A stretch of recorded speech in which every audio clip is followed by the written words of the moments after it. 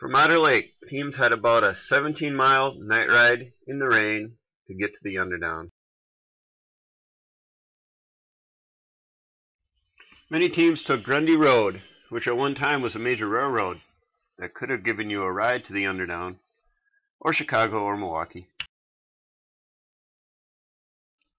After passing a couple of one-room schoolhouses, teams reached Heineman Road, which was named for the ghost town of Heineman, population 400, completely destroyed by fire in 1910. In the dark, teams had to find Horn Lake Road and the access road to Underdown Lake, the transition area.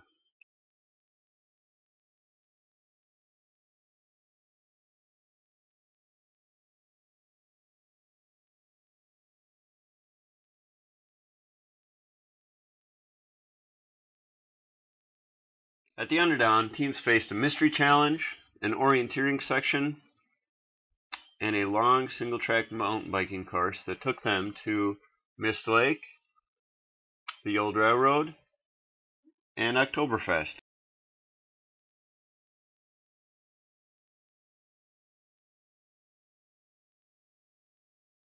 The Underdown was named for Bill Underdown, champion goat herder, logger, homesteader, rumored moonshiner, but who wasn't back then?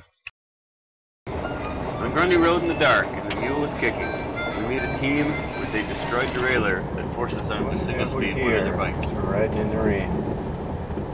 Going both ways. Spokes are bad. Spokes are bad. Unrideable. Eat! Right at the site of the Heineman ghost town, the stubborn mule has given four good friends a swift kick in the wheel. So it's bucking pretty bad, huh? Oh yeah, it's getting really bad. It's rubbing here now. Rubbing the frame. I mean, look at these. Yeah. Look at these. There's nothing. All of them are now. This is Underdown Lake. In case you never get to see it in the daytime. This is what it looks like in the daytime. At Underdown Lake, teams were given a 2x2 piece of wood, a can of soapy water, and 30 minutes to boil over their cans. Yeah, keep bringing them, Chelsea. Thank you. Are we on camera again? Yeah, start running. Jim, start running around.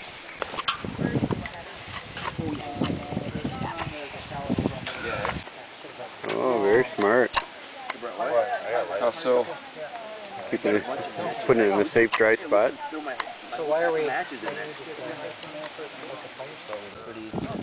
Teams were not allowed to collect additional fuel from the area.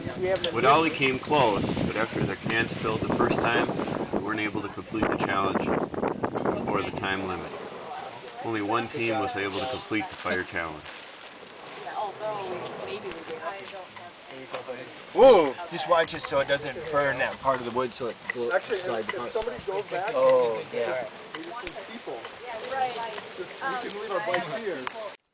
Underdown is home to a long, hilly, technical single-track mountain biking course that mountain bikers love on a sunny day.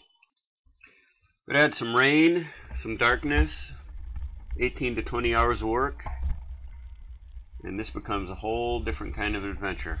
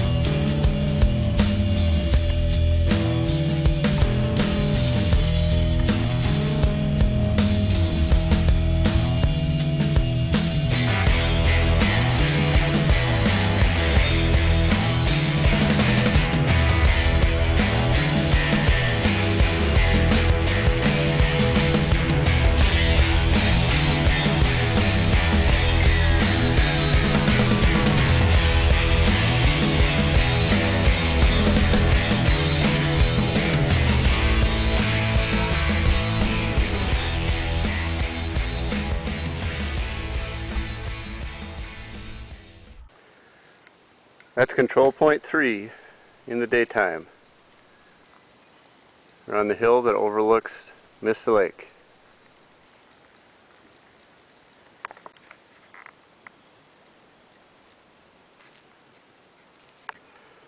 This lake down there doesn't have as many bluegills as Underdown Lake, but it's got some big bass and northern. It's kind of pretty right now. But around midnight, this ought to be a nice spooky place.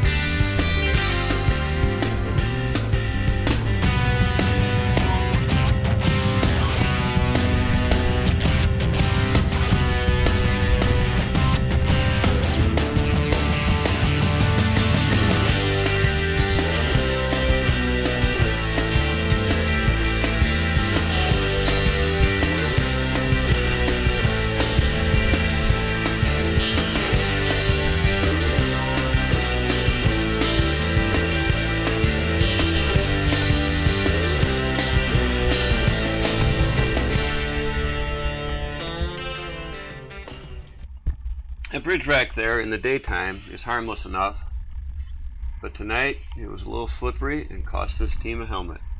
Ow. This is Greg and Phil carefully finding their way on Horn Lake Road.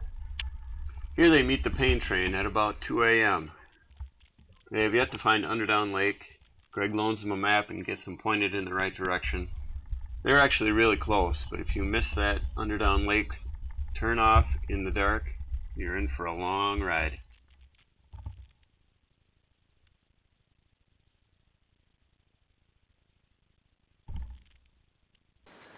Control point 4 here was a railroad 100 years ago.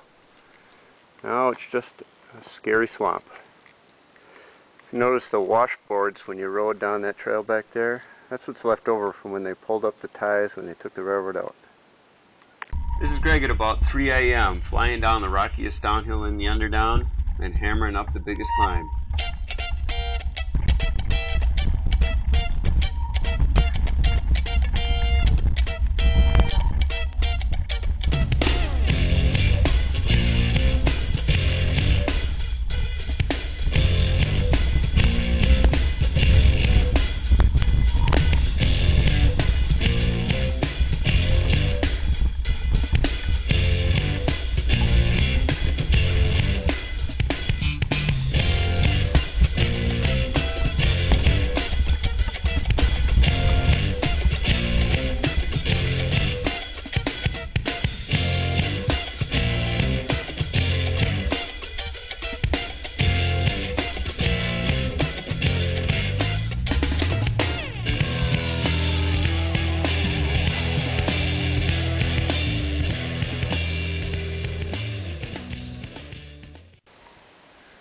Here's control point 1, top of Oktoberfest Hill.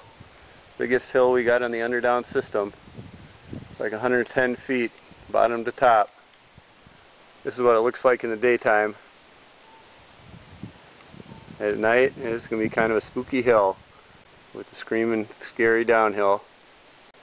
Good place to see some porcupines and owls. There's a bear bait down there. But that's not where the bear is. 3 a.m. Oktoberfest, adding some air. This is a stand stance. Yep. People at home, that's how you do it. We're out dancing in the woods.